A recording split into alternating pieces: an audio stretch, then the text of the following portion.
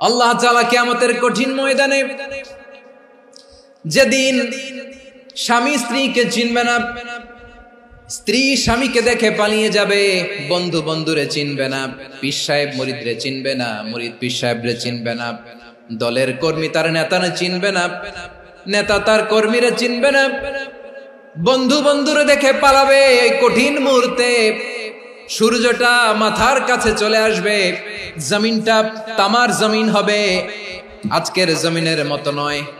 মানুষ ঘর্মাক্ত, ক্লান্ত, শ্রান্ত মাথার মগজগুলো কানের ছিদ্র আর নাকের ছিদ্র দিয়ে বেয়ে বেয়ে পড়বে।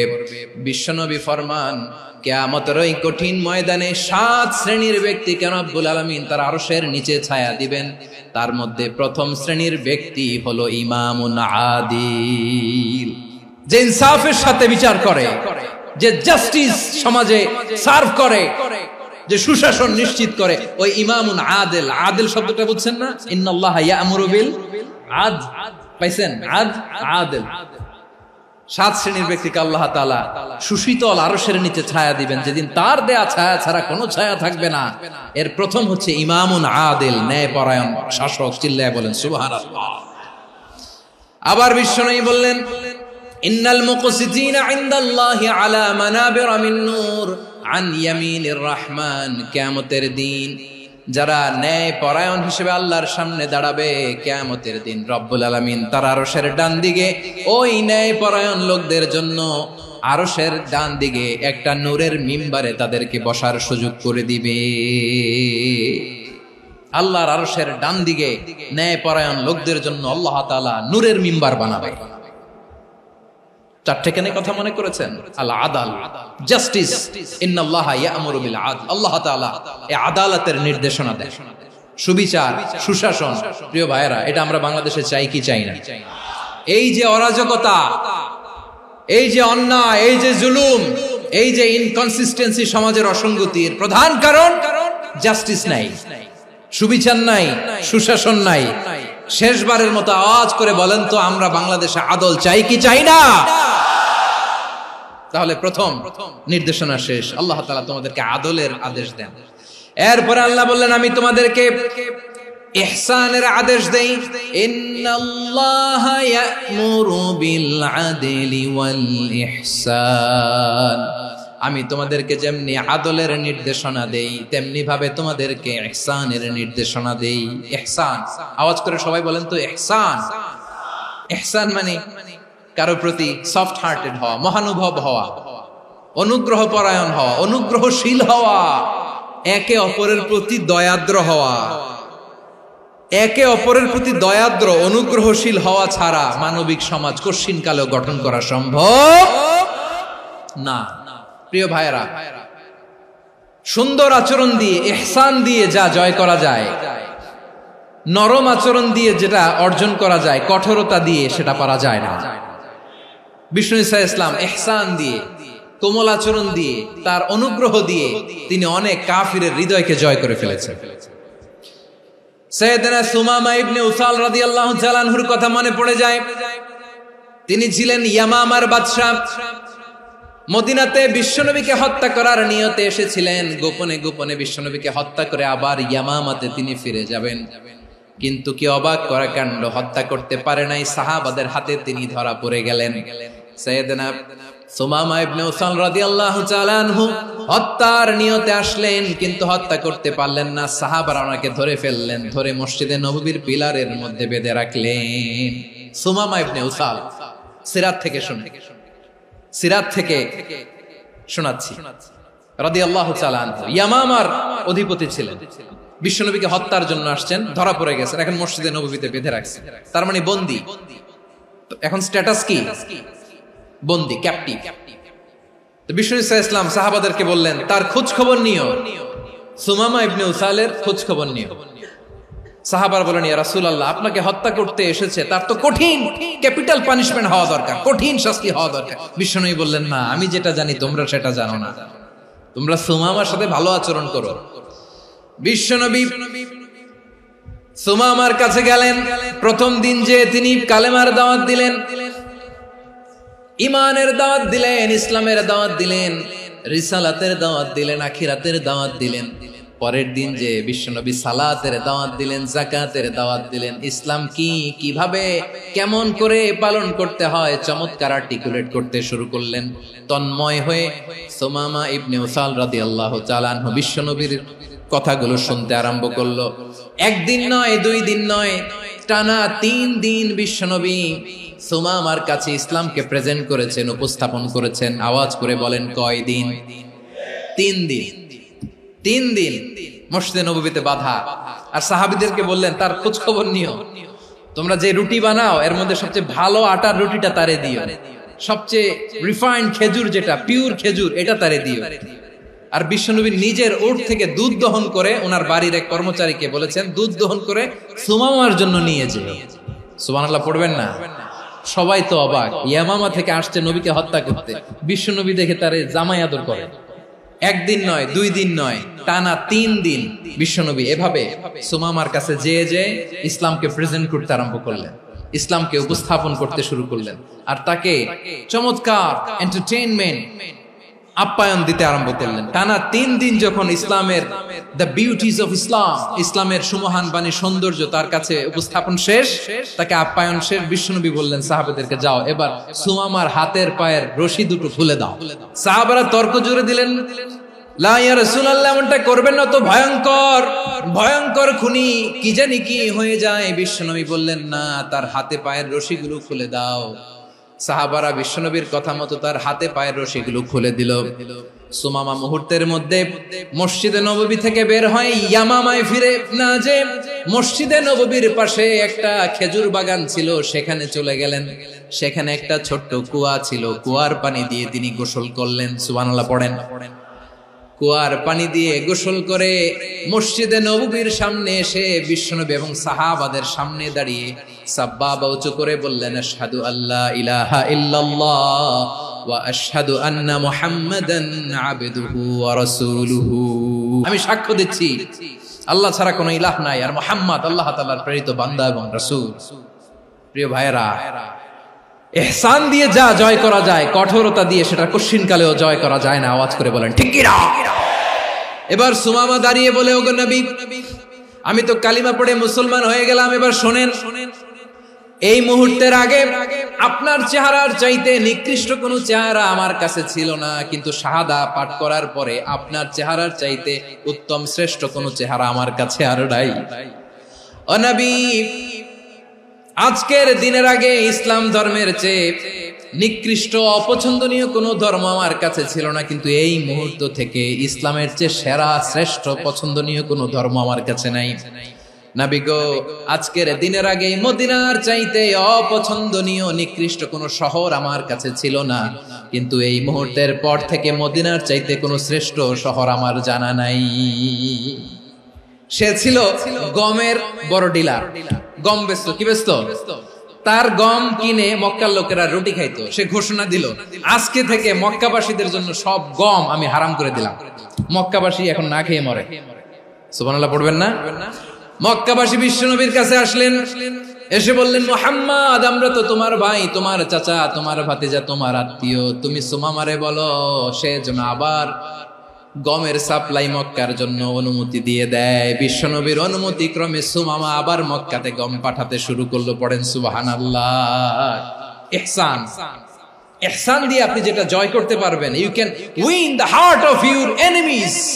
ইহসান দিয়ে আপনি আপনার শত্রুর হৃদয়কে জয় করতে পারবেন। এজন্য আল্লাহ বললেন, ওয়া আনফিকু ফি সাবিলিল্লাহি ওয়া লা তুলকু বিআইদিকুম ইলাত তাহলুকা ওয়া আহসিনু ইন্নাল্লাহা ইউহিব্বুল মুহসিনিন। তোমরা আল্লাহর রাস্তায় দান করবে আর নিজেরা নিজেদেরকে ধ্বংসের হাতে ঠেলে দিও না। তোমরা একে অপরের প্রতি ইহসান করবে, কারণ ইহসানকারীদেরকে আল্লাহ বড় ভালোবাসেন। সুবহানাল্লাহ পড়েন। আবার সূরা রহমানে আল্লাহ বললেন, হাল জাযাউল ইহসানি ইল্লাল ইহসান ফাবিআইয়ি আলা, সবাই পড়েন ফাবিআইয়ি আলাই রাব্বিকুমা তুকাযযিবান। ইহসানের প্রতিদান হিসেবে ইহসানি হয়। বিশ্বনবী সুমামার প্রতি যেমন ইহসান করেছেন, সুমামাও ঠিক তেমন ইহসান ফিরিয়ে দিয়েছে। ঠিক কিনা বলেন? তাহলে এক নম্বরে হচ্ছে আদ, ন্যায় বিচার। দুই নম্বরে সবাই বলেন ইহসান, সদাচরণ। ইহসান দুই ধরনের প্রিয় ভাইরা, ইহসান ফিল ইবাদা, ইহসান ফিল মুআমালা। ইহসান ফিল ইবাদা হচ্ছে একাগ্র অনুভবে ইবাদতে ডুব দেওয়া, এর নাম ইবাদতের ইহসান। সুবহানাল্লাহ পড়ুন। বিশ্বনবী বলেন ইহসান মানে কি জানো নাকি? হাদিসে জিবরিলে সাইয়েদনা জিবরিল আলাইহিস সালাম বিশ্বনবীকে বললেন আখবিরনি আনিল ইহসান। নবী আমাদেরকে বলেন ইহসান মানে কি? বিশ্বনবী বললেন আনতা আবুদাল্লাহা কাআন্নাকা তারাহু ফাইন লাম তাকুন তারাহু ফাইন্নাহু ইয়ারাক।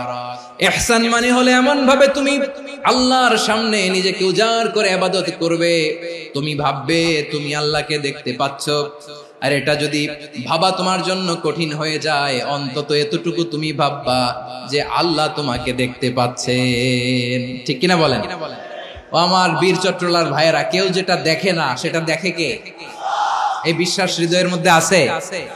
নামাজে যখন দাঁড়ান এই ফিলিংসটা আনা যাবে? এসা পর্যন্ত যে আমরা হায়াত পাবো কোনো গ্যারান্টি আছে?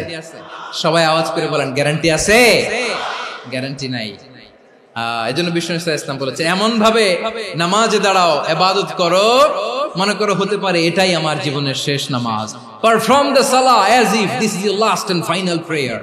এমন ভাবে সালাতে দাঁড়াও, ভাবো হতে পারে এটাই তোমার জীবনের শেষ নামাজ। এমন ভাবে নামাজে দাঁড়াও, ভাবো এটাই শেষ নামাজ। তাহলে নামাজে একাগ্রতা বাড়ায় দিবে কে? ফলে ইবাদতের ইহসান আমাদের অর্জিত হবে। আর মুআমালাতে ইহসান হলো, বিশ্বনবী বলেন ইন্নাল্লাহা তাবারাকা ওয়া তাআলা كتب الإحسان على كل شيء فإذا قتلتم فأحسنوا القتلة وإذا ذبحتم فأحسنوا الذبح وليحد أحدكم شفرته وليرح ذبيحته। ইহসান দুই ধরনের, আওয়াজ করে বলতে হবে কয় ধরনের? একটা হচ্ছে ইহসান ফিল ইবাদা, ইবাদতে ইহসান। ইবাদতে ইহসান কি? একাগ্র অনুভব দিয়ে ইবাদত করা, মন প্রাণ দিয়ে ইবাদত করা। আর মুআমালাতে ইহসান কি? সব কাজে, দৈনন্দিন কাজে, কর্মে, সামাজিক অ্যাক্টিভিটিতে কোমলতা প্রদর্শন করা, অনুগ্রহের সাথে সবকিছু করা। আল্লাহ তাআলা ইন্নাল্লাহা তাবারাকা ওয়া তাআলা কাতাবাল ইহসান আলা কুল্লি শাই, তিনি সবকিছুর ব্যাপারে ইহসানকে আবশ্যক করেছেন। সবকিছু, মুমিনের সব কাজে ইহসানের পরশ থাকবে। ওয়া ইযা কাতালতুম ফাহসিনুল কিতলা, বিষ্ণুই বলেন তুমি যখন কাউকে হত্যা করো ইহসানের সাথে করো। সুবহানাল্লাহ পড়বেন না? যখন হত্যা করো তখনও ইহসানের সাথে। আচ্ছা হত্যা করবো আবার ইহসান আসবে করতে করে, তো মেরেই ফেলবো আমি। আল্লাহ, ও ভাই একজন খুন করেছে, খুনি, রাষ্ট্রীয় আইনে তার শাস্তি হয়েছে ডেথ পেনাল্টি, মৃত্যুদণ্ড। এখন মৃত্যুদণ্ড দেখে আপনি যেমনি মন চায় তেমনি মারবেন লোকটারে? ওর নাক কেটে ফেলতে পারবেন? ওর কান কাটতে পারবেন? ওর চোখ উপড়ে ফেলতে পারবেন আপনি? যেমন মন চায় তার অঙ্গহানি করা যাবে না। ইহসানের সাথে তাকে হত্যা করো। সুবহানাল্লাহ, this is Islam, this is the true essence of Islam. ওয়া ইযা যাবাহতুম ফাহসিনু যাবহা, যখন জবাই করবে তখনও ইহসানের সাথে জবাই করো। করব জবাই, ওইখানেও নাকি ইহসান। আচ্ছা কুরবানির দিন আমরা পশুগুলোরে কি করি বলেন সবাই আওয়াজ করে? জবাই। জবাই মানে তো এটার মেরেই ফেলতেছি, একটু পরে তো টুকরো টুকরো করে গোশতগুলো খাবো, এটা তো খাবো, এটা তো মেরেই ফেলবো। বিষ্ণু বলে না, জবাইয়ের মধ্যেও মুমিনের জবের ভেতরেও ইহসানের পরশ থাকা চাই। যখন জবাই করবে প্রাণীটাকে হাত পা টাইট করে বেঁধে নাও, ছুরিটাকে শার্পেন করে নাও, ধারালো করে নাও, যাতে অল্প সময়ে জবাইটা হয়ে যায়, প্রাণীটা যাতে কম কষ্ট পায়। সুবহানাল্লাহ পড়ে। দিস ইজ কল্ড ইহসান। আল্লাহ তাআলা যেমনি আদলের আদেশ করেছেন, ন্যায় বিচার, জাস্টিস এনশিওর করতে বলেছেন, সমাজে ইহসানের ব্যবহার, ইহসানের অনুশীলন তিনি করতে বলেছেন। এজন্য মুমিনের প্রতিটি কাজে, আমার চট্টগ্রামের ভাইরা আমার দিকে তাকান, খেয়াল করে শুনুন, মুমিন জীবনের প্রতিটি কাজে ইহসানের পরশ থাকা চাই। আমরা যেন আমাদের পরিবারের প্রতি ইহসান করি, আমরা যেন আমাদের কর্মচারীদের প্রতি ইহসান করি, আমরা যেন আমাদের কলিগদের প্রতি ইহসান করি, আমরা যেন আমাদের ভাইদের প্রতি ইহসান করি। মুমিন জীবনের প্রতি কাজে ইহসানের পরশ থাকার দরকার আছে না নাই? কথা বুঝতে পেরেছেন? তাহলে আল্লাহ তাআলার তিনটা আদেশ ছিল, কয়টা গেল? প্রথমে কি ছিল? আদল। 2 নম্বরে, 3 নম্বরে রব্বুল আলামিন বললেন ওয়া ইতাইদিল কুরবা, নিকটাত্মীয়দেরকে দান করো, নিকটাত্মীয়দেরকে দাও, যারা তোমাদের ব্লাড কানেকশনের আত্মীয় তাদেরকে তোমরা দাও। এখানে জেনারেলি বললেন দাও, কি দিব সেটা তিনি এখানে বলেন নাই, সেটা তিনি সূরাতুল ইসরার মধ্যে বলেছেন। আল্লাহ বলেন ওয়া আতিদাল কুরবা হাক্কাহ, নিকটাত্মীয়দেরকে তাদের অধিকার, তাদের প্রাপ্য তোমরা বুঝিয়ে দাও। দেখেন, একটা শান্তির সমাজ, একটা সমৃদ্ধ সমাজ, একটা মানবিক সমাজ গঠনের জন্য আল্লাহ তাআলা বেশি না মাত্র 3টা অর্ডার, 3টা ভার্ডিক্ট তিনি জারি করেছেন। 1 নাম্বার সুশাসন, ন্যায় বিচার। 2 নাম্বার ইহসান। 3 নাম্বার নিকটাত্মীয়, যারা কাছের, তোমার ভেরি ক্লোজ রিলেশনশিপে আছে, তাদেরকে দাও। দাও, দিলে বাড়িয়ে দেয় কে? অনেকে দিতে চায় না, কৃপণতা করে। দিলে বাড়ায় দেয় কে? ও মিয়া, মদিনার মধ্যে সবচাইতে গরিব সাহাবী ছিল বেলাল রাদিয়াল্লাহু তাআলা আনহু। ওনার এন্টায়ার অ্যাসেট, সম্পদের পরিমাণ কতদূর জানেন? একটা লুঙ্গি। বেলাল রাদিয়াল্লাহু তাআলা আনহু, ওনার টোটাল ওয়েলথের এস্টিমেশন হচ্ছে মাত্র একটা লুঙ্গি। একটা লুঙ্গি, টোটাল ওয়েলথ এস্টিমেশন, টোটাল সম্পদের পরিমাণ বেলাল রাদিয়াল্লাহু তাআলা আনহুর কি ছিল? ওই বেলাল রাদিয়াল্লাহু তাআলা আনহুকে বিষ্ণু ইসলাম বলেছেন আনফিক ইয়া বেলাল, ও বেলাল তুমিও দাও। ওয়ালা তাখশা মিন যিল আরশি ইখলালা, আরশের অধিপতির তো কোনো ঘাটতি নাই, তুমি দিলে ওই আল্লাহ তোমারে বাড়ায় দিবে। এজন্য আমার প্রিয় ভাইয়েরা, দিলে কমে না, দিলে বাড়ে। অনেকে ধরে রাখে, নতুন কিছু নিতে পারে না, হাত দিয়ে যেটা ধরে রেখেছেন এটা দিয়ে দেন, বড় একটা ধরার সুযোগ পাবেন। জোরে বলেন ঠিক কিনা? রব্বুল আলামিন বললেন 3 নাম্বার আদেশ হলো তোমাদের প্রতি সমাজটারে কেমন করে মানবিক সমাজ, সুন্দর সমাজ গড়বা। 3 নাম্বার আদেশ হলো ওয়া আতিদাল কুরবা হাক্কা, নিকটাত্মীয়দেরকে তাদের প্রাপ্য বুঝিয়ে দাও। এই নিকটাত্মীয়দেরকে তাদের অধিকার বুঝিয়ে দেওয়া, প্রাপ্য বুঝিয়ে দেওয়াতে আমাদের গাফলতি আছে না নাই? অনেকে দেখবেন অনেক আল্লাহওয়ালা, তাহাজ্জুদ গুজার, সেজদা দিতে দিতে কপালে কালো দাগ ফেলে দিছে, সে তার বোনের হকটা আদায় করে নাই, আছে না নাই? অনেক বড় হাজী সাহেব, বিশাল লম্বা দাড়ি, ছেলেরে সব দিয়ে দিছে, মেয়েরে কিছু দেয় নাই, মেয়ের হক আদায় করে নাই, আছে না নাই? এই হাজী সাহেবেরা, এই আল্লাহওয়ালারা কিয়ামতের ময়দানে আটকে যাবে। আপনি অন্যের অধিকার নষ্ট করেছেন, তাদের রাইটস কে ভায়োলেট করেছেন। এজন্য আল্লাহ তাআলা বলেন, কারো অধিকার যদি কেউ নষ্ট করে, ওই সমাজটা মানবিক সমাজ কঠিনকালেও হতে পারে না। এজন্য 3 নম্বর আল্লাহ বললেন ওয়া ইতাইদিল কুরবা, নিকটাত্মীয়দেরকে দাও। কি দিবা? তাদের অধিকার দিয়ে দাও। বোনের অধিকার বুঝিয়ে দাও, মেয়ের অধিকার বুঝিয়ে দাও, ফুফুর অধিকার বুঝিয়ে দাও। দেখবেন অনেক মায়েরা ছেলের পাতে মুরগির রান দেয়, মেয়ের পাতে দেয় মুরগির ঠ্যাং। তো মেয়ের কি মুরগির রান খেতে মনে চায় না? মনে চায় না? এমনটা করা যাবে না। নিকটাত্মীয়দেরকে অধিকার দিয়ে দাও, নিকটাত্মীয়ের সাথে সুসম্পর্ক রাখো। আদেশটা কার? এজন্য প্রিয় ভাইয়েরা, জীবনে যদি বারাকা অর্জন করতে চান, নিকটাত্মীয়দের সাথে সুসম্পর্ক রাখতে হবে, তাদের জন্য উপহার পাঠাতে হবে। বিশ্বনবী বলেন লা ইয়াদখুলুল জান্নাতা কাতে, যে ব্যক্তি আত্মীয়তার সম্পর্ককে ছিন্ন করে দেয়, সে কঠিন কালেও আল্লাহর জান্নাতে ঢুকবে না। আপনি কি এটারে সহজ হাদিস মনে করছেন? এটা সহজ কথা? আপনি ভাবছেন আপনার নামাজ আপনারে বাঁচাতে পারবে, আপনার রোজা বাঁচাতে পারবে, আপনার তাহাজ্জুদ আপনারে বাঁচাতে পারবে? অধিকার নষ্ট করলে কিছুই আপনারে বাঁচাতে পারবে না। এজন্য নিকট আত্মীয়দেরকে দিতে হবে বেশি বেশি। বিশ্বনবী বলেন ইন্না সাদাকাতা আলাল মিসকিনি সাদাকা ওয়া আলা যির রাহিমি ইসনাতান সাদাকাতুন ওয়া সিলা। মিসকিন রে দান করলে শুধু দানের সওয়াব হয়, নিকট আত্মীয়কে দান করলে 2টার সওয়াব হয়, সাদাকার সওয়াব হয়, আবার আত্মীয়তার বন্ধন অটুট রাখার সওয়াব হয়ে যায়। আবার বিশ্বনবী বললেন মান সাররাহু আইয়ুবসাতা লাহু ফি রিজকিহি ওয়া ইনসালাহু ফি আসারিহি ফালইয়াসিল রাহিমা। যে ব্যক্তি তার রিজিকের প্রশস্ততা চায় আর হায়াতে বরকত চায়, সে যেন তার আত্মীয়ের সাথে সুসম্পর্ক রাখে। আমার প্রিয় চট্টলার ভাইয়েরা, আমাদের রিজিক বাড়ুক, এটা আমরা চাই কি চাই না? সবাই চান? হ্যাঁ, আমাদের রিজিকে প্রশস্ততা আসুক, চাই কি চাই না? আমাদের হায়াতে বরকত আসুক, আমরা চাই কি চাই না? এই দুইটা যদি চান তাহলে নিকটাত্মীয়দের সাথে সুসম্পর্ক রাখবেন। পারবেন? তাহলে সমাজটারে মানবিক সমাজ বানায় দিবে কে? তিনটা আদেশ চলে গেল। 1 নম্বরে কি ছিল? 2 নম্বরে, 3 নম্বরে নিকটাত্মীয়দেরকে দান। আল্লাহ তাআলা তিনটা জিনিসের যেমনি আদেশ করেছেন, অনুরূপ ভাবে তিনটা বিষয় তিনি বারণ করেছেন, নিষেধ করেছেন, ওগুলোর কাছেও যাওয়া যাবে।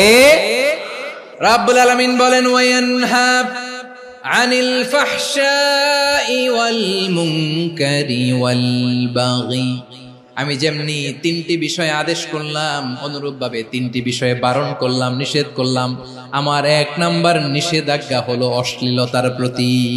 ফাহশা, ওয়ায়ানহা আনিল ফাহশা, আল্লাহ তাআলা অশ্লীলতাকে নিষেধ করেছেন। কোন জিনিসকে? সবাই বলুন, কোন জিনিসকে? যত ধরনের, যত টাইপের, যত ক্যাটাগরির অশ্লীলতা হতে পারে, সব অশ্লীলতাকে হারাম করেছেন কে? ফাহশা মানে কি? কথায়, কাজে, আচরণে, কমেন্ট, ফেসবুকের কমেন্টসে যত ধরনের নোংরামো আছে, যত ধরনের অশ্লীলতা আছে, এটাকে আরবিতে বলে ফাহশা। রাব্বুল আলামিন বলেন, কুল ইন্নামা حرم ربي الفواحش ما ظهر منها وما بطن। ও নবী, আপনি বলে দেন, আমার রব প্রকাশ্য, অপ্রকাশ্য, স্পষ্ট কিংবা অস্পষ্ট, দৃশ্যমান কিংবা অদৃশ্যমান সব অশ্লীলতাকে হারাম করেছেন। সব ধরনের অশ্লীলতা হারাম। আল্লাহ তাআলা আমাদেরকে অশ্লীলতা থেকে বাঁচান। এবার বলেন, আমাদের সমাজে অশ্লীলতা আছে না নাই? অশ্লীলতা নানা ভাবে, নানা নামে, নানা মোড়কে আমাদের সমাজে আছে না নাই? সংস্কৃতির নামে, ফ্যাশনের নামে, বিনোদনের নামে, উপন্যাসের নামে, কনসার্টের নামে অশ্লীলতা আছে না নাই?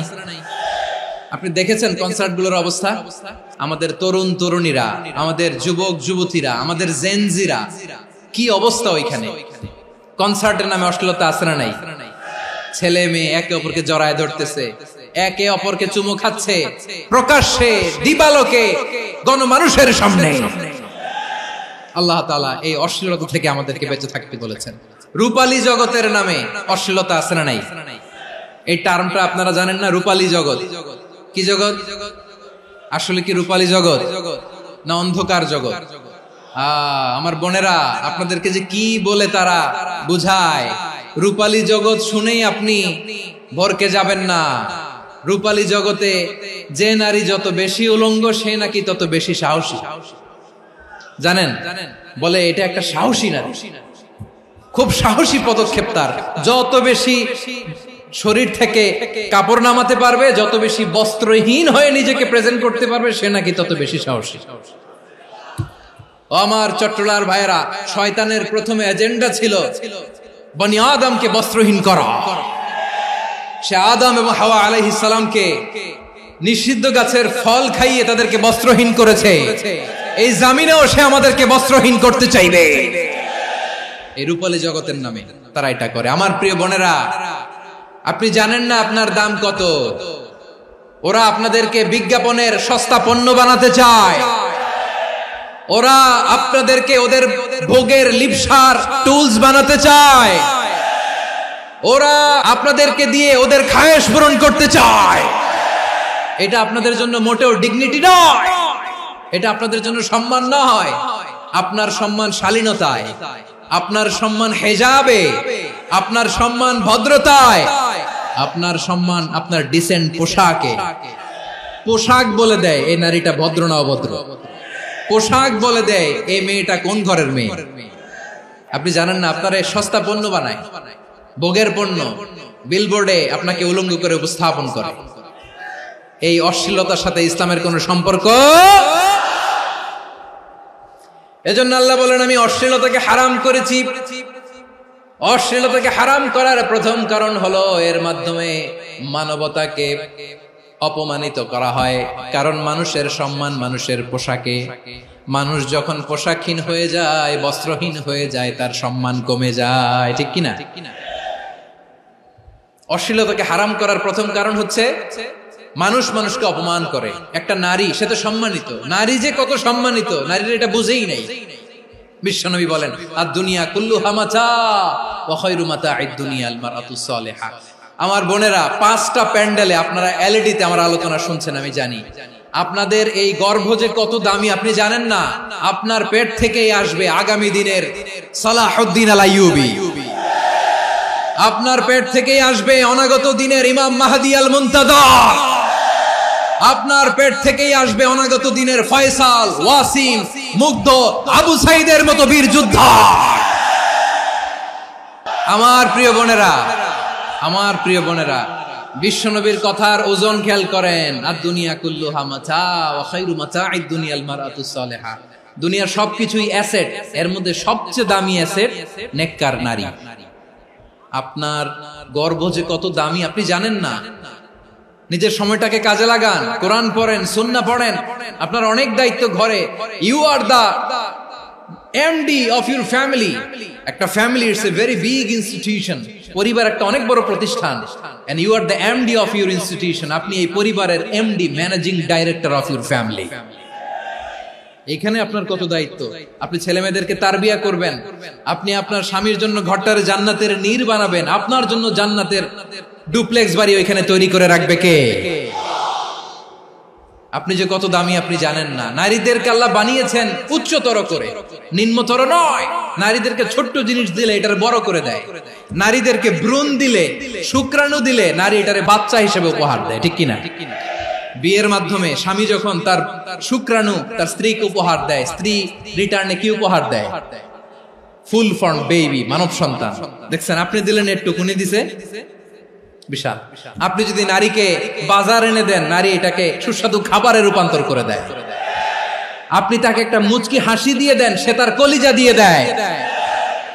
কিন্তু যদি আপনি তার মনে কষ্ট দেন, সে আপনার জীবনকে জাহান্নাম বানায়া দেয়। নারীর মন বুঝতে পারলে নেয়ামত, বুঝতে না পারলে কিয়ামত। আমার প্রিয় বোনেরা, আপনি যে কত দামি আপনি জানেন না। অনেক দামি আপনি। আপনাদেরকে যেন ভোগের সস্তা পণ্য বানাতে না পারে, আপনাদেরকে সচেতন থাকতে হবে। তাহলে কেন আল্লাহ তাআলা এই ফাহশা, অশ্লীলতাকে হারাম করলেন? 1 নাম্বার, এতে হিউম্যান ডিগনিটি কমে। 2 নাম্বার, এতে মানুষের অধিকার নষ্ট হয়। আপনি বিয়ে করেছেন, এরে পরকিয়া করেন, ওর সাথে এরকম আছে না নাই? স্ত্রীর অধিকার নষ্ট করেছেন। আপনি বিবাহ সম্পর্কে আবদ্ধ হয়েছেন তার সাথে, আপনি পরকিয়া করেন ওই ছেলের সাথে, আপনি আপনার হাজবেন্ডের সাথে বিট্রে করেছেন। এজন্য আল্লাহ অশ্লীলতাকে হারাম করেছেন। অশ্লীলতাকে হারাম করার আরেকটা কারণ হচ্ছে আল্লাহ তাআলা এই হিউম্যান জেনারেশনকে, এটাকে প্রিজার্ভ করতে চায়। হিফজুন নাসল, এটা মাকাসিদুশ শরিয়ার অনেক গুরুত্বপূর্ণ একটা মাকাসিদ, অনেক গুরুত্বপূর্ণ। আপনার নাসল, আপনার জেনারেশনকে সংরক্ষণ করা। এই যে আসতেছে ফেব্রুয়ারি, কত ফেব্রুয়ারি জানো? এটা কি বিশ্ব ভালোবাসা দিবস? হ্যাঁ, কি দিবস? এই বিশ্ব ভালোবাসা দিবসের সাথে মুসলমানদের কোনো সম্পর্ক নাই। আমার প্রিয় ভাইরা, এই যে আপনি অবৈধ সম্পর্কে জড়ালেন, কেন আল্লাহ অশ্লীলতাকে হারাম করেছে দেখেন। বলতেছিলাম যে এটা আপনার নাসল, আপনার জেনারেশন, আপনার লিনিয়েজ, আপনার বংশকে প্রিজার্ভ করা। কে কার বাবা, কে কার মা, বাবা মা জানা, প্রজন্মকে প্রিজার্ভ করা, এটা ইসলাম ওয়াজিব করে দিয়েছে। এই যে অবৈধ সম্পর্কের কারণে, বিশ্ব বেহায়া দিবসের কারণে, এগুলোর আউটকাম, আউটপুট হিসেবে মাঝে মাঝে এই ঢাকা মেডিকেলের ডাস্টবিনে নবজাতকের বাচ্চার কান্নার আওয়াজ শুনতে পাওয়া যায়। চট্টগ্রাম মেডিকেলের ডাস্টবিনে নবজাতকের কান্না শুনতে পাওয়া যায়। বীর চট্টলার মুসলমানেরা বুঝতে পারলে আওয়াজ করে বলেন, এই যে চট্টগ্রাম মেডিকেলে যে নবজাতকটা পাওয়া গেল, ওর বাবাকে আমাকে বলেন, ওর মাকে, ও কোন ফ্যামিলির সন্তান কেউ জানে? আপনি হিউম্যান ডিগনিটিকে অপমান করেছেন না? আপনি তার ভবিষ্যৎকে অন্ধকার করেছেন না? আপনি তার লিনিয়েজকে প্রশ্নবিদ্ধ করে দিয়েছেন না? এই জন্য আল্লাহ তাআলা অশ্লীলতাকে আমাদের জন্য হারাম করে দিয়েছেন। পড়েন সুবহানাল্লাহ। এই জন্য রাব্বুল আলামিন বলেন, কুল ইন্নামা হারামা রাব্বিয়াল ফাওয়াহিশা মা যাহারা মিনহা ওয়া মা বাতান। প্রকাশ্য অপ্রকাশ্য সব অশ্লীলতাকে হারাম ঘোষণা করে দিয়েছে কে? আবার দুনিয়ার বুকে যারা অশ্লীলতার প্রসার করে তাদের জন্য শাস্তি মজুদ রেখেছে কে? রব্বুল আলামিন বলেন, ইন্নাল্লাযীনা ইউহিব্বুনা আন তাশিআল ফাহিশাতু ফিল্লাযীনা আমানু লাহুম আযাবুন আলীমুন ফিদ দুনিয়া ওয়াল আখিরাতি ওয়াল্লাহু ইয়ালামু ওয়া আনতুম লা তা'লামুন। নিশ্চয়ই যারা বিশ্বাসীদের মাঝে অশ্লীলতার প্রচার প্রসার করতে চায় তাদের জন্য আমি মর্মন্তুদ শাস্তি প্রস্তুত করে রেখেছি, দুনিয়াতেও রেখেছি, আখিরাতেও রেখেছি। ঘোষণাটা কার? যারাই নাটকের নামে, সিনেমার নামে, রূপালী জগতের নামে, মুভির নামে, ওটিটি প্ল্যাটফর্মের নামে আমার সমাজে অশ্লীলতা ছড়াতে চায় তাদের জন্য কঠিন মর্মন্তুদ শাস্তি মজুদ রেখে দিয়েছে কে? ও আমার বোনেরা, এখনো আপনি জাগবেন না? এখনো আপনার চিন্তার দুয়ারে এখনো নাড়া পড়ে নাই?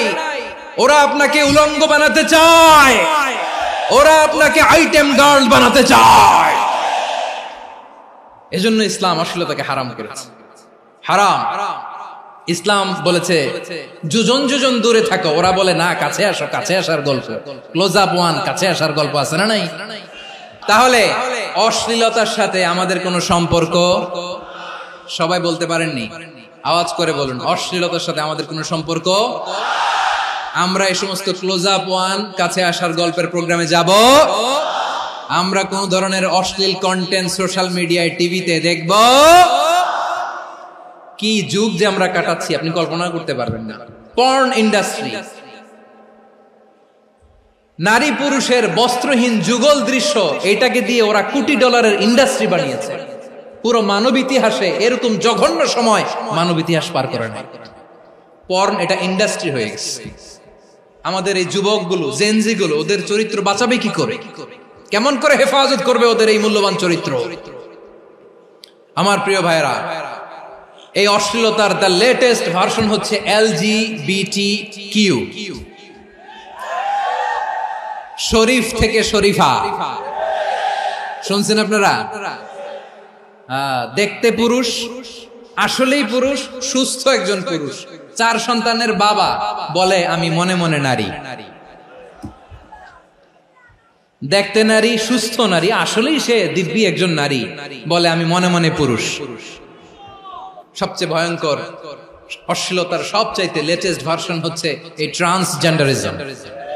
সুস্থ পুরুষ তার বায়োলজিক্যাল গ্রোথকে হরমোন দিয়ে স্টপ করে দিয়ে সে সার্জারি করে নারী হতে চায়।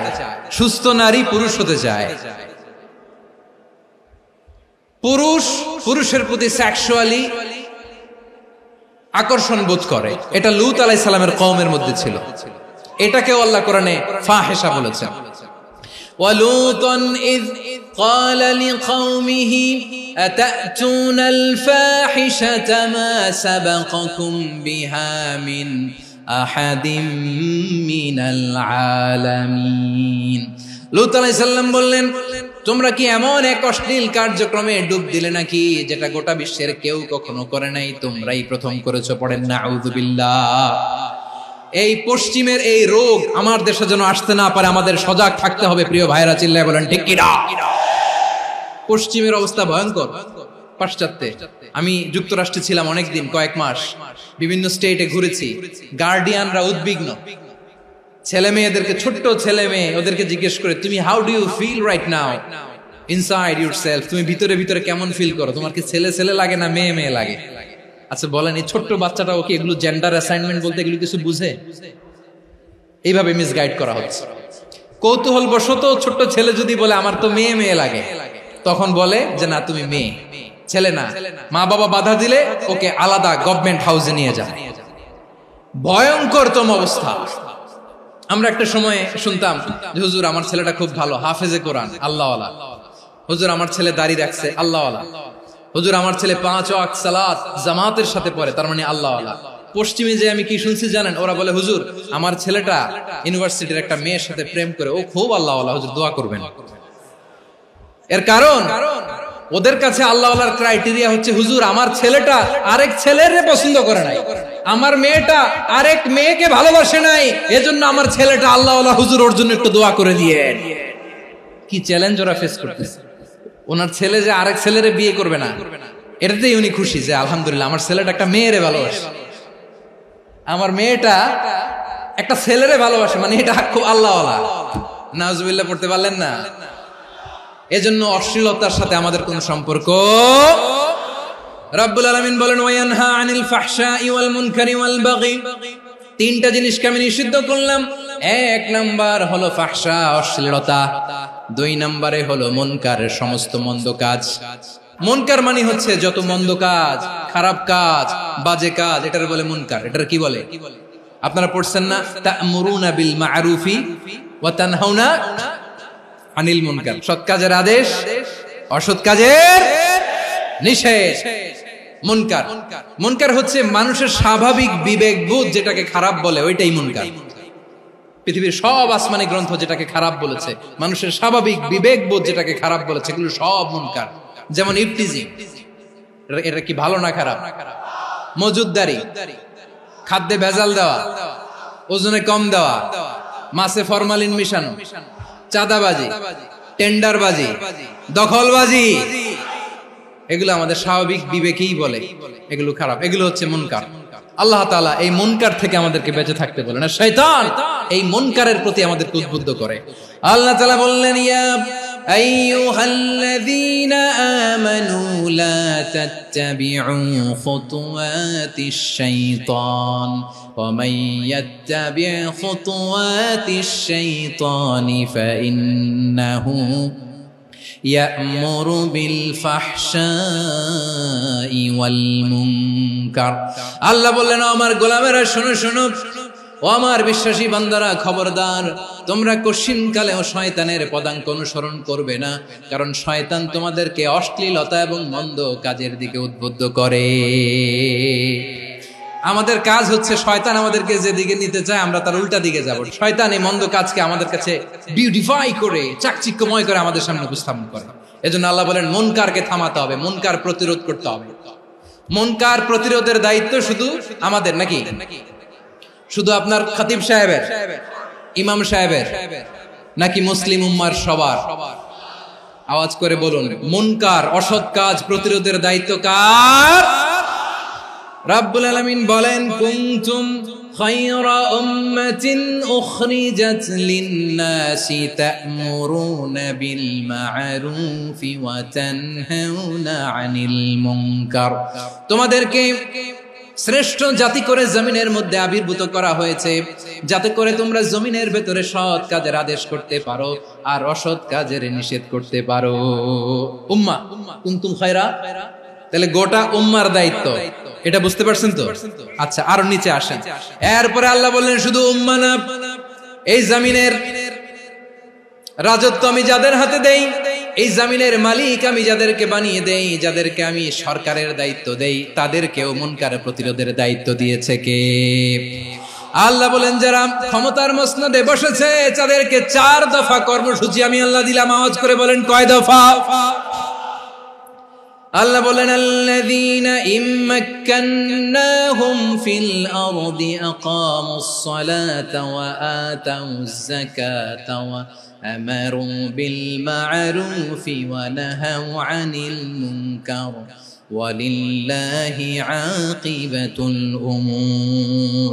যারা এই জমিনের উত্তরাধিকার হয়েছে তারা 4 দফা কর্মসূচি নিয়ে সামনে আগাবা। সালাত কায়েম করবা, যাকাত আদায় করবা, সৎ কাজের আদেশ দিবা, অসৎ কাজ থেকে মুনকার প্রতিরোধ করবা। আদেশটা কার?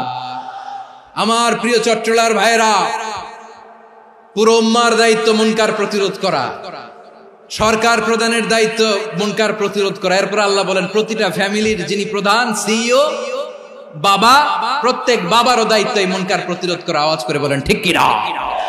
যেমনটি সাইয়েদনা লোকমান আলাইহিস সালাম ওনার কলিজার টুকরা সন্তানকে আদেশ করেছেন, ইয়া বুনাইয়া আকিমিস সালাতা ওয়া'মুর বিল মা'রুফি ওয়ানহা আনিল মুনকার। পড়েন সুবহানাল্লাহ। বাবা ছেলেকে সবক দিচ্ছে। লোকমান আলাইহিস সালাম ছেলেকে বলতেছে, ওরে আমার কলিজার টুকরা সন্তান, ওরে আমার বাছা, নামাজ কায়েম করবা, সৎ কাজের আদেশ দিবা, আর মুনকার প্রতিরোধ করবা, অসৎ কাজ, সমাজ থেকে খারাপ কাজকে ঝেঁটে বিদায় করে দিবা। তাহলে দেখেন, আমি স্টেপ বাই স্টেপ নামলাম। পুরা উম্মার দায়িত্ব, জমিনের উত্তরাধিকারী আল্লাহ যাদেরকে বানিয়েছেন সরকার, তাদের দায়িত্ব, প্রতিটি ফ্যামিলির প্রধানের দায়িত্ব, এরপরে বিশ্বনবী বলেন সচেতন প্রতিটি মুসলিমের দায়িত্ব সমাজ থেকে মুনকারকে উৎখাত করা। বিশ্বনবী বলেছেন, মান রাআ মিনকুম মুনকারান ফালিয়ুগাইয়িরহু বিয়াদিহি ফাইন লাম ইয়াস্তাতি ফাবিলিসানিহি ওয়া ইন লাম ইয়াস্তাতি ফাবিকলবিহি ওয়া যালিকা আযআফুল ঈমান। সমাজে যে মুনকার দেখবে, খারাপ কাজ দেখবে, সেজন্য হাত দিয়ে সেটাকে থামায়। আমার প্রিয় ভাইরা, না থামালে আমরাই ডুববো শেষমেশ। আমাদের বাঁচার জন্য হইলেও থামাইতে হবে। রব্বুল আলামিন বলেন, ওয়াত্তাকু ফিতনাতাল লা তুসিবান্নাল্লাযীনা যালামু মিনকুম খাসসা। ও আমার গোলামেরা, ওই আযাবকে ভয় করো যে আযাব যখন আমি জমিনের বুকে পাঠাই, শুধু জালেমদেরকেই মারি না, আলেমদেরকেও মারি। আযাব যখন আসে তখন শুধু জালিমই মরে না, আলেমও মরে। জানেন, মুসা আলাইহিস সালামের পায়ে একবার লাল পিঁপড়া, তো উনি রেগে মেগে পাশি দেখে লাল পিঁপড়ার বাসা, পা দিয়ে ডলে মুছে সবগুলো পিঁপড়া মেরে ফেলছে। এই ঘটনাটা আল্লাহ ঘটিয়েছেন এজন্য। মুসা আলাইহিস সালাম ছিলেন কালিমুল্লাহ, সরাসরি আল্লাহর সাথে কথা বলতেন। তিনি আল্লাহকে জিজ্ঞেস করেছিলেন, আল্লাহ তুমি যখন কোন জনপদে আযাব পাঠাও, শাস্তি দাও, ওখানকার শুধু জালেমরাই তো মরে না, ভালো মানুষগুলাও মরে, তো আযাব দিবা মুশরিকদের উপর দিবা, অবাধ্যদের উপর দিবা, ভালো মানুষগুলোরে মারো কেন? আল্লাহ বললেন, মুসা তোমার যে কামড় দিছিল পায়ের মধ্যে পিঁপড়া, কয়টা পিঁপড়া? একটা পিঁপড়া, তো সবগুলারে মারলা কেন? রেগে মেগে পুরো পিঁপড়ার বাসা ভেঙে মেসাকার করলা কেন? আমি যখন অ্যাকশনে যাই, আমি যখন শাস্তি দেই, তখন এত বাস বিচার করা হয় না, বাস বিচার করা যায় না। যখন অ্যাকশনে যাওয়া হয়, ওইটা ডাইরেক্ট অ্যাকশন হয়ে যায়। চিল্লায় বলো ঠিক কি না? এজন্য আমাদের বাঁচার জন্য হলেও এই পাপ থামাতে হবে, এই শয়তানের অট্টহাসি থামাতে হবে, অন্যায় অপরাধ সমাজ থেকে আমাদের থামাতে হবে। কারণ আযাব আসলে ওরাও মরবে, আমরাও মরব। একটা জাহাজ 2 তলা, আপনি আছেন 2য় তলায়, নিচের তলার কিছু লোক জাহাজের তলা ছিদ্র করতে আরম্ভ করছে। কি ছিদ্র করতেছে? আচ্ছা, জাহাজের তলা ছিদ্র করলে তলা দিয়ে কি ঢুকে? এখন আপনি যদি বলেন আমার কি, আমি তো 2 তলায়, আমি তো ভালো আছি, ওরা ছিদ্র করে ওরা মরবে। আসলে কি শুধু ওরা মরবে?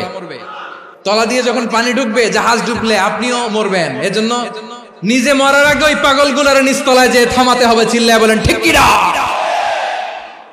এজন্য আল্লাহ বললেন, মুনকার প্রতিরোধের দায়িত্ব সমাজের টপ টু বটম সবার। এজন্য মুনকার প্রতিরোধ করার দরকার আছে না নাই? সমাজে এই যে ইফটিজিং হয়, আপনার বোনের বয়সী একটা মেয়েকে কিছু বকাটে টিটকারি করে, এই বলে সেই বলে, নোংরা কথা বলে, রাস্তায় দেখেও আপনি পাশ দিয়ে না দেখার মতো চলে যান কেন? আপনি দাঁড়ান না কেন? আপনি দাঁড়ালেই তো থেমে যাবে, কারণ সত্যের যে শক্তি, তার সামনে মিথ্যা মুখ থুবড়ে পড়ে। আপনার সামনেও কিছুই না, নাথিং। আপনি দাঁড়ান, ওকে প্রশ্ন করেন যে আমার বোনকে তুমি ডিস্টার্ব করো কেন? আপনাকে দেখে আরো 5 জন দাঁড়াবে, 5 জনকে দেখে আরো 10 জন দাঁড়াবে। আমাদের নীরবতা আর আমাদের নিশ্চুপ থাকাই জালিমদেরকে আরো শক্তিশালী জালিম বানিয়েছে। এজন্য মুনকার প্রতিরোধের দায়িত্ব আমাদের সবার। টেন্ডারবাজি, চাঁদাবাজি, দুর্নীতি, অপরাধ, দখলদারিত্ব, মজুদদারি, এগুলো সবকিছু একসাথে প্রতিরোধ করতে হবে। ঠিক কিনা বলেন? একটা মানবিক সমাজ যদি চাই, প্রতিরোধ করতে হবে। প্রিয় ভাইয়েরা, আল্লাহর শপথ নিয়ে বলি, এই নাসিহাত গুলো সবার জন্য, সব দলের জন্য, সব মতের মানুষের জন্য। আমরা কোন দলের প্রতি মানুষকে ডাকি না, আমরা ডাকি ইসলামের দিকে। সব দলের, সব মতের, সব মানুষদেরকে আমরা আহ্বান জানাই, আসুন আমরা একটা সুন্দর সমাজ বিনির্মাণ করি। এই যে নতুন বাংলাদেশের এক সুযোগ এসেছে, আর জীবনে হয়তো আসবে না, সামনের 100 বছর এই সময় আসবে না। আসুন দেশটাকে আমরা সাজাই, আসুন আমরা দুর্নীতি বন্ধ করি, আসুন আমরা চাঁদাবাজি বন্ধ করি, আসুন আমরা দখলদারিত্ব বন্ধ করি, আসুন আমরা এক দল আরেক দলকে নিশ্চিহ্ন করার যে রাজনীতি, এটা বন্ধ করি। সব দলের প্রতি আমার আহ্বান, আমরা চাঁদাবাজ মুক্ত বাংলাদেশ চাই, জুলুম মুক্ত বাংলাদেশ চাই, ফ্যাসিজম মুক্ত বাংলাদেশ চাই, গুণ খুন খারাপি মুক্ত বাংলাদেশ চাই, আমরা নতুন ভোরের বাংলাদেশ চাই। ওই বাংলাদেশ পাওয়ার জন্য মুনকার প্রতিরোধে, অন্যায় প্রতিরোধে যদি বাঘের বাচ্চার মতো, আবু সাইদের মতো দুই হাত উঁচু করে বুককে টান টান করে প্রসারিত করে দাঁড়াতে হয়, রাজি আছো মুসলমান? রাব্বুল আলামিন বলেন, ওয়ায়ানহা আনিল ফাহশাই ওয়াল মুনকারি ওয়াল বাগি ইয়াইযুকুম লাআল্লাকুম তাযাক্কারুন। আল্লাহ বললেন, আমি অশ্লীলতাকে নিষেধ করি, আমি সব ধরনের মন্দ কাজকে নিষিদ্ধ করি, সব শেষে আমি সীমা লঙ্ঘনকে তোমাদের জন্য নিষিদ্ধ করি। নিষিদ্ধ করেছেন কয়টা জিনিস? 1 নম্বরে অশ্লীলতা, 2 নম্বরে মুনকার তথা সব মন্দ কাজ, 3 নম্বরে আল বাগি সীমা লঙ্ঘন, ক্রসিং দ্য লিমিট। সীমা লঙ্ঘন করা ভালো না। We all should know our limits. চিল্লায় বলেন ঠিক কিনা? একই আয়াতে আল্লাহ বললেন, কুল ইন্নামা হারামা রাব্বিয়াল ফাওয়াহিশা মা যাহারা মিনহা ওয়া মা বাতানা ওয়াল ইসমা ওয়াল বাগিয়া বিগাইরিল হক। অন্যায় ভাবে যে অবাধ্য হয়, যে সীমা লঙ্ঘন করে, তাদেরকেও আমি এটা হারাম করে দিলাম। সীমা লঙ্ঘন করা হারাম। আল্লাহ বারবার আমাদেরকে ওয়ার্নিং দেয়। যখন আমরা থামি না তখন আল্লাহ ধরে, আর যখন ধরে তখন ছাড়ে না। ধরে না, ধরলে আল্লাহ। ফেরাউনকে কিন্তু হুট করে ধরে নাই, আপনারা জানেন 9 বার ওয়ার্নিং দিয়েছে। ফেরাউনকে আল্লাহ তাআলা ওয়ার্নিং দিয়েছিল কয়বার? রাব্বুল আলামিন বলেন, ওয়ালাকাদ আতাইনা মূসা 9 আয়াতিন বাইয়িনাত। 9টা মুআজিজা দেখিয়েছি, 1 2 3 বারবার এইভাবে রিমাইন্ডার, ওইভাবে রিমাইন্ডার, এইভাবে নসিহত, ওইভাবে দাওয়া। ফাকুলা লাহু কাওলান লাইয়িনা, নরম করে বলো, সফট করে বলো, যত ওয়ে হতে পারে দাওয়া মেথডোলজি। মুসা আলাইহিস সালামের সব অ্যাপ্লাই শেষ, 10ম বারে যে আল্লাহ ধরছে। 10ম বারে যে ধরেছে। এজন্য আল্লাহ বলেন, আমি সীমা লঙ্ঘনকে পছন্দ করি না। কোরআনের অন্য আয়াতে বাগীকে বলা হয়েছে আল ইতিদা। সীমা লঙ্ঘন যারা করে তাদেরকে আল্লাহ বলেছেন মুতাদিন। ওয়াকাতিলু ফি সাবিলিল্লাহিল্লাযীনা ইউকাতিলুনাকুম ওয়া লা তা'তাদু ইন্নাল্লাহা লা ইউহিব্বুল মুতাদিন। আমি সীমা লঙ্ঘনকারীদেরকে কোশ্চিনকালেও পছন্দ করি না। আমরা যেন সীমা লঙ্ঘন না করি, রাজি আছেন তো? যে কোনো ক্ষেত্রে ইবাদতে যেন সীমা লঙ্ঘন না করি। অনেকে আমরা ইবাদতে সীমা লঙ্ঘন করে ফেলি। বিশ্বনবী সাল্লাল্লাহু আলাইহি ওয়াসাল্লাম যেটা শিখিয়েছেন এর বাইরে যে অতিরিক্ত বুজুর্গ হতে চায়, এরকম আছে না নাই? কোন ক্ষেত্রেই সীমা লঙ্ঘন করা যাবে, এমনকি যুদ্ধ ক্ষেত্রেও না। বিশ্বনবী সাল্লাল্লাহু আলাইহি ওয়াসাল্লাম বলেন, খবরদার যুদ্ধ ক্ষেত্রেও সীমা লঙ্ঘন করো না।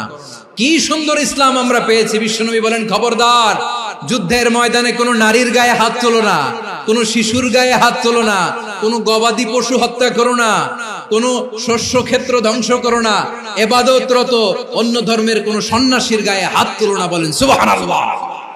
তাহলে আমরা সীমা লঙ্ঘন করতে পারবো? প্রিয় ভাইরা, একটা সুখী, সমৃদ্ধ, শান্তির সমাজ, মানবিক সমাজ যদি আমরা গঠন করতে চাই, আমাদের আল্লাহর দেয়া কয়টা আদেশ মানতে হবে বলেন দেখি? আর বেঁচে থাকতে হবে কয়টা জিনিস থেকে? আল্লাহর আদেশ কি? 1 নাম্বার আদাল, ন্যায়পরায়ণতা। আমরা সুবিচার, সুশাসন, ন্যায় বিচার চাই কি চাই না? 2 নম্বরে কি ছিল? মাশাআল্লাহ, আমরা যেন সবার প্রতি দয়া পরবশ হই, ইহসান করি। 3 নম্বরে কি ছিল? নিকটাত্মীয়দের দান করা, তাদের অধিকার প্রাপ্য বুঝিয়ে দেওয়া। পাশাপাশি 3টা জিনিস থেকে আল্লাহ বারণ করেছেন, নিষেধ করেছেন। তার প্রথমটা ফাহশা, অশ্লীলতা। অশ্লীলতার সাথে আমাদের কোনো সম্পর্ক। 2 নম্বর নিষেধাজ্ঞা কি ছিল? আল মুনকার, সমাজের যত মন্দ কাজ এগুলোকে আমরা প্রতিরোধ করব। রাজি আছেন তো সবাই? 3 নম্বরে আল বাগী, সীমালঙ্ঘন। কোন মুসলিম সীমালঙ্ঘন করে না। রাব্বুল আলামিন শেষে বললেন, ইয়াইদুকুম লাআল্লাকুম তাযাক্কারুন। আল্লাহ তোমাদেরকে উপদেশ দেন যাতে তোমরা শিক্ষা গ্রহণ করো। আমরা উপদেশ দেব, আমরা জোর করে কাউরে কিছু মানাতে চাই না। লা ইকরাহা ফিদ্দিন ওয়াযাক্কির ফাইন্না যিকরা তানফাউল মুমিনিন। উপদেশ দিলে এটা মুমিনদের কাজে দেয়। লাস্তা আলাইহিম বিমুসাইতির ইন্নামা আনতা মুযাক্কির। নবী হে, আপনি রিমাইন্ডার দাতা, আপনি উপদেশ দিবেন। আমরাও বিশ্বনবীর এই হাদিসগুলো থেকে, কোরআনের আয়াত থেকে রিমাইন্ডার, এই কথামালা বাণী বাহক হিসেবে এই বাণীগুলো আপনাদের সাথে কাছে পৌঁছে দিলাম। আমরা আল্লাহ তাআলার কাছে প্রার্থনা করি, আল্লাহ আমরা যেন আদল দিয়ে আমাদের সমাজকে গঠন করতে পারি। আল্লাহ আমরা যেন ইহসান করতে পারি, আমরা যেন নিকটাত্মীয়দের দান করতে পারি। আল্লাহ যত ধরনের অশ্লীলতা, অনাচার, মন্দ কাজ, সীমালঙ্ঘন, অবাধ্যতা থেকে যেন আমরা বেঁচে থাকতে পারি। আল্লাহ তাআলা আমাদের সবাইকে কথাগুলো বোঝার ও আমল করার তৌফিক দান করুক। হাযা মা ইনদি ওয়াল ইলমু ইনদাল্লাহ আলাইহি তাওয়াক্কালতু ওয়া ইলাইহি উনীব। সুবহানাকাল্লাহুম্মা ওয়া বিহামদিকা আশহাদু আল্লা ইলাহা ইল্লা আনতা আস্তাগফিরুকা ওয়া আতুবু ইলাইক।